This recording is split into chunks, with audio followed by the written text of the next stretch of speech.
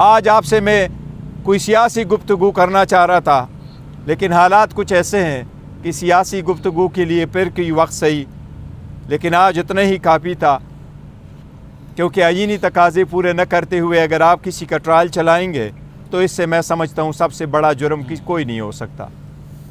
वो एक साबिक वज़ीर आज़म है, एक सबसे पॉपुलर पॉलिटिकल पार्टी का दुनिया का मकबूल तरीन लीडर है, जिसका नाम है इमरान अहमद ख़ान साहब नियाज़ी। जो लोग उसके नाम पे टाके ला रहे हैं, जो लोग उनको मिटा रहे हैं, अल्लाह अपने रहम करम के साथ, आवाम के ताउन के साथ उसको मिटाने नहीं देगा। लेकिन हम अदलिया से दरख्वास्त कर रहे हैं कि ये आपकी आईनी ज़िम्मेदारी है, आपकी आईनी ज़िम्मेदारी है कि आपके जजेस साहिबान भी ट्रायल को आईनी तकाज़े पूरे करते हुए चलाए। मैंने इस आज जो प्रोसीडिंग देखी है, ये तो शखाना का एक नया वर्शन है, उससे भी आगे जा रहा है। इसकी हम शदीद मज़म्मत करते हैं, हम हक़ महफूज रखते हैं। हम सवेरे इंशाअल्लाह इस्लामाबाद हाई कोर्ट भी इसके ख़िलाफ़ जाएंगे। लेकिन अभी से मेरी चीफ जस्टिस साहब से दरख्वास्त है कि आपके पास सामने अगर हमारी दरख्वास्त आ जाए तो काइंडली सेम डे के लिए इसको मुंतखब कर ले, सुने, आप ओपन हार्ट से सुन ले। हम उम्मीद करते हैं इंशाअल्लाह ताला आप हमें इंसाफ दिलाएंगे। लेकिन इंसाफ के लिए हम कहाँ जाएं? अदलिया के पास न जाए तो कहाँ जाएं? ये भी हमारा एक आईनी हक़ है। हम अदलिया से दरख्वास्त कर रहे हैं कि इसका तदारुक किया जाए पहले से कि ये बहुत लेट हो। ये कार्रवाई हुई तो खान साहब की क्या बॉडी लैंग्वेज थी आज दिन भर?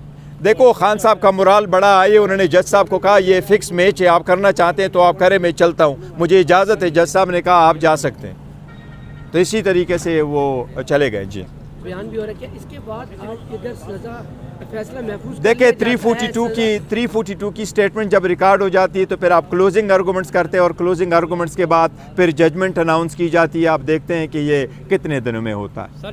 आज 2 अदालतें लगी हुई थी, 2 मुख्तलिफ जगहों पे अदालतें लगी हुई थी। आज हमने अपने आंखों से इंसाफ का कत्ल होते हुए देखा है। एक के बजाय 2 मुख्तलिफ जगहों पे अदालतें लग गई।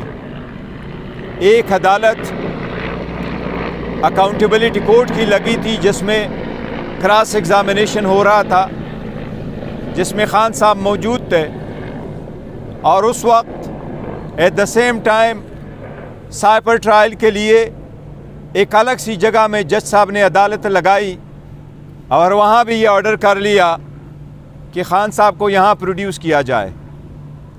अदालत से दरख्वास्त की गई कि वो दूसरे कोर्ट में मौजूद है, उसके बावजूद प्रोसीडिंग कंटिन्यू होती गई।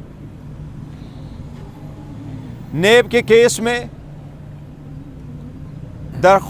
रिक्वेस्ट के बावजूद कि एक मौका फराहम किया जाए ताकि हम क्रॉस एग्ज़ामिनेशन करें गवाहों पे, लेकिन जज साहब ने क्रॉस एग्ज़ामिनेशन का राइट स्ट्रक अप किया है। अब कल की क्या प्रोसीडिंग्स होगी वो अभी रिटन ऑर्डर आएगा तो हमें मालूम हो जाएगा।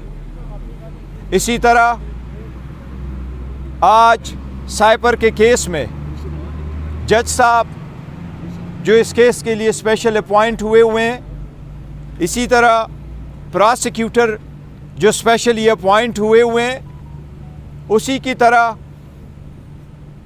खान साहब के लिए और शाह महमूद कुरैशी साहब के लिए जज साहब ने भी अपने तरफ से डिफेंस काउंसिल स्टेट एक्सपेंस से अपॉइंट किए हुए हैं।